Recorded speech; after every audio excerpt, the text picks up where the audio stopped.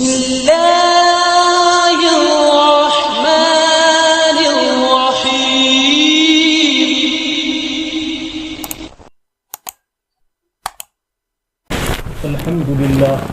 الحمد لله نحمده ونستعينه ونستغفره ونؤمن به ونتوكل عليه ونعوذ بالله من شرور أنفسنا ومن سيئات أعمالنا من يهده الله فلا مضل له ومن يضلله فلا هادي له ونشهد أن لا إله إلا الله وحده لا شريك له ونشهد أن سيدنا وسندنا وشفيعنا وحبيبنا وأولانا ومولانا محمدا عبده ورسوله أرسله الله تعالى بالحق كافة للناس بشيرا ونذيرا وداعيا إلى الله بإذنه وسراجا منيرا. أما بعد فأعوذ بالله من الشيطان الرجيم.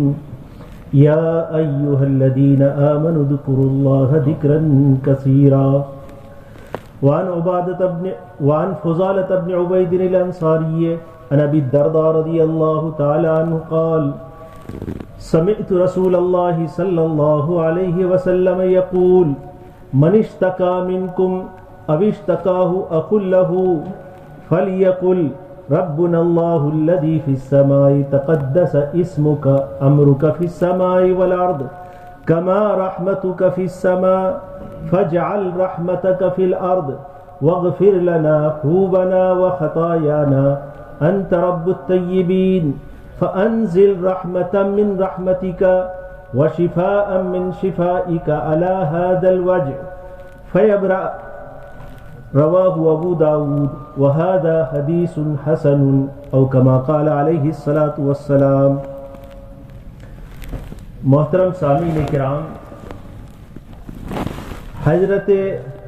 فضالہ ابن عبید انصاری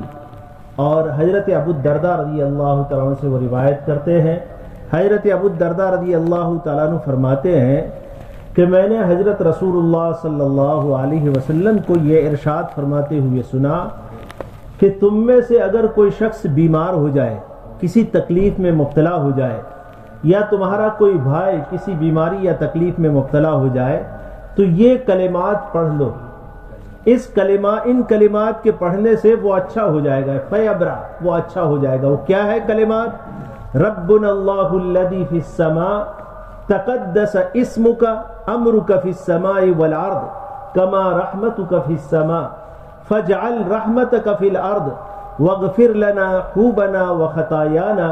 انت رب الطیبین فانزل رحمتا من رحمتک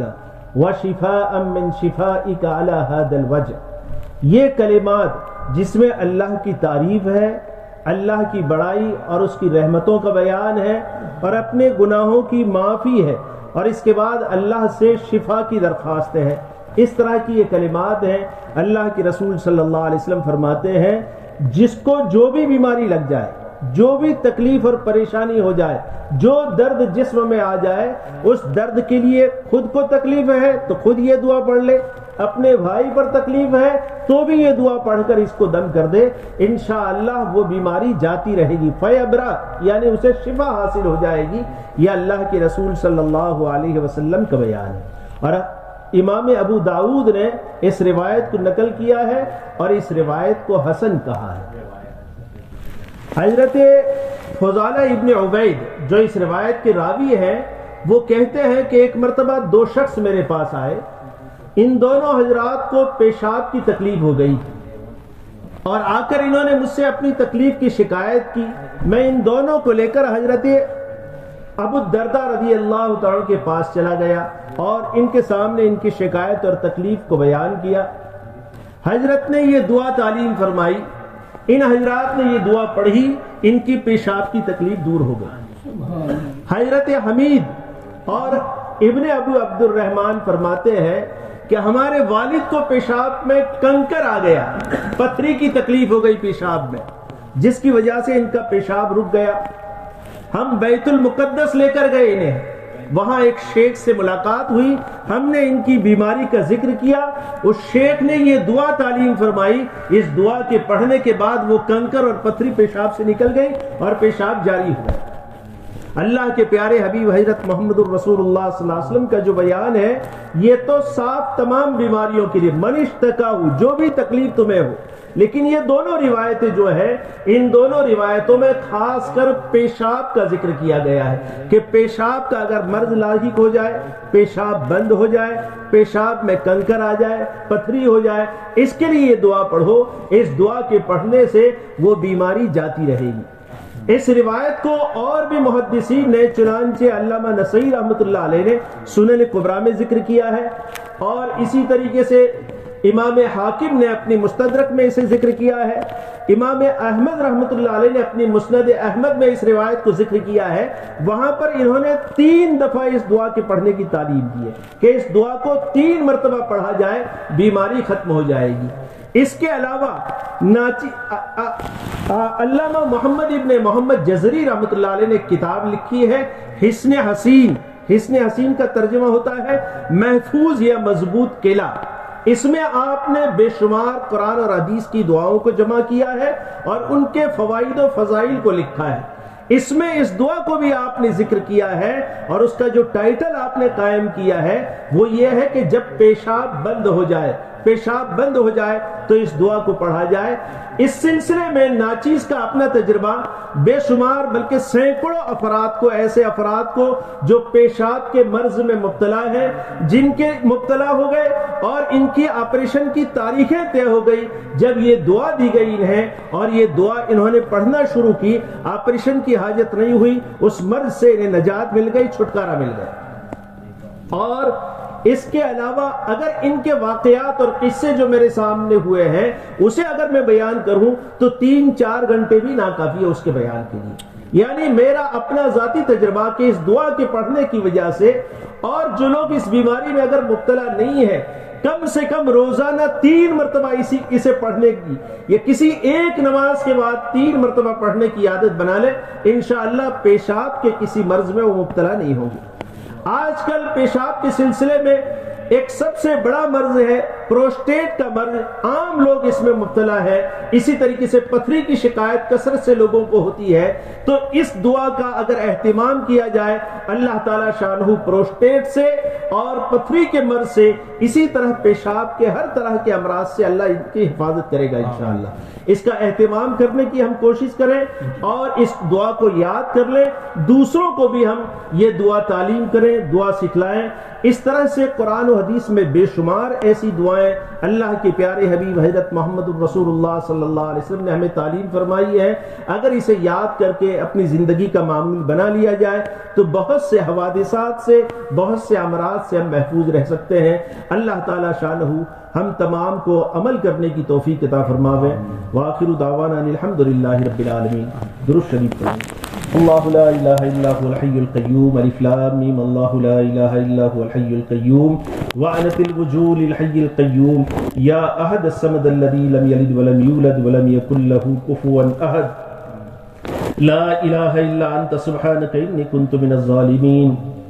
اللهم صل على محمد وعلى آل محمد كما صليت على إبراهيم وعلى آل إبراهيم إنك حميد مجيد۔ اللهم بارك على محمد وعلى آل محمد كما باركت على إبراهيم وعلى آل إبراهيم إنك حميد مجيد۔ ربنا ظلمنا أنفسنا وإن لم تغفر لنا وترحمنا لنكونن من الخاسرين۔ ربنا لا تزغ قلوبنا بعد إذ هديتنا وهب لنا من لدنك رحمة إنك أنت الوهاب۔ یا ارحم الراحمین، یا ذا الجلال والإکرام، یا راحم المساکین، یا ذا القوة المتین۔ اے اللہ بے شک ہم گنہگار ہیں، خطا بار ہیں، مجرم ہیں۔ اے مالک قدم قدم پر تیری نافرمانیاں ہو رہی ہے، جان کر انجان کر بے شمار تیرے حکموں کو توڑا ہے۔ امام الانبیاء سید القونین محمد عربی صلی اللہ علیہ وسلم کے مبارک اور پاکیزہ طریقوں کو اپنی زندگیوں سے نکالا ہے، اس کا احساس تک ہمارے دلوں پر باقی نہیں ہے۔ ہمارے جرم عظیم کو معاف فرما،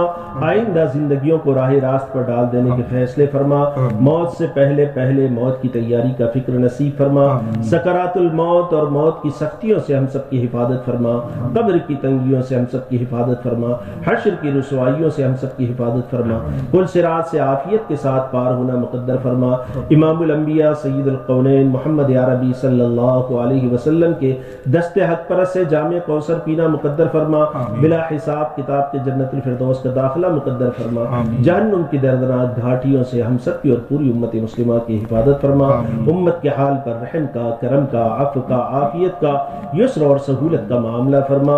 اے اللہ خصوصاً فلسطین کے مسلمانوں کی اور غزہ کے مسلمانوں کی مدد فرما، اے اللہ ان پر جو ظلم اور زیادتیاں ہو رہی ہے اللہ اس میں اے اللہ ان کی مدد کے لیے غیب سے شکلیں صورتیں پیدا فرما، اے اللہ ان کی ضرورتوں کا غیب سے انتظام فرما، اے اللہ غیب سے ان کی ضرورتوں کا تکفل فرما، اے اللہ ہم لوگوں کو ان کے بارے میں فکر مند ہونے کی توفیق عطا فرما، حتی الوسع اور حتی المقدور اے اللہ ان کی مدد کا انتظام اور اہتمام کرنے کی ہمیں توفیق عطا فرما، کم سے کم ان کے لیے دعاؤں کا اہتمام کرنے کی توفیق عطا فرما، اے مولا کریم یہ ایک مثال ہے ایمان کی، اے مولا کریم ان کے معیار کا ایمان ہم سب کو بھی محنت کر کے اپنی زندگیوں میں پیدا کرنے کی توفیق عطا فرما،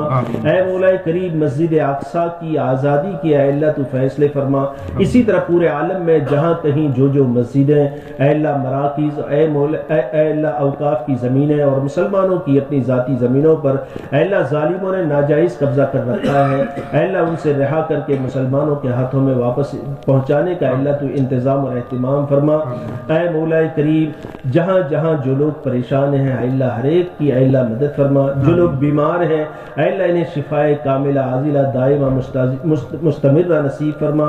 اے مولا کریم حاضرین مجلس کے دلوں میں جو بھی نیک اور جائز تمنائیں ہیں اے اللہ ہر ایک کی نیک اور جائز تمناؤں کو اپنے فضل سے اپنے شائع نشان پورا فرما، اے اللہ یہ بلال مسجد کے ذمہ داروں نے مسجد کا جو پروجیکٹ تیار کیا ہے اے اللہ بنانے کا ارادہ کیا ہے اے اللہ اسے عافیت کے ساتھ تکمیل تک پہنچا دینے کے فیصلے فرما، اے اللہ ان کی جو رکاوٹیں ہیں اسے دور فرما، سہولتیں پیدا فرما، آسانیاں پیدا فرما، غیب سے ان کی ضرورتوں کا تکفل فرما، جو مانگا وہ بھی عطا فرما، جو باتیں مانگنے سے رہ گئی اپنے فضل سے اپنے شائع نشان نصیب فرما، امام الانبیاء سید القونین محمد عربی صلی اللہ علیہ وسلم نے اپنی پوری حیات طیبہ میں جتنے خیر اور بھلائی کی لائن کی دعائیں مانگی ہے اس میں ہم سب کا پوری امت مسلمہ کا حصہ نصیب فرما، جن شرور آفات اور بلاؤں سے آپ نے پناہ چاہیے ہے اس سے ہم تمام کی پوری امت مسلمہ کی حفاظت فرما، ربنا تقبل منا انک انت السمیع العلیم وتب علینا یا مولانا انک انت التواب الرحیم، یا رب صل وسلم دائما ابدا علی حبیبک خیر الخلق کلہم، سبحان ربک رب العزة عما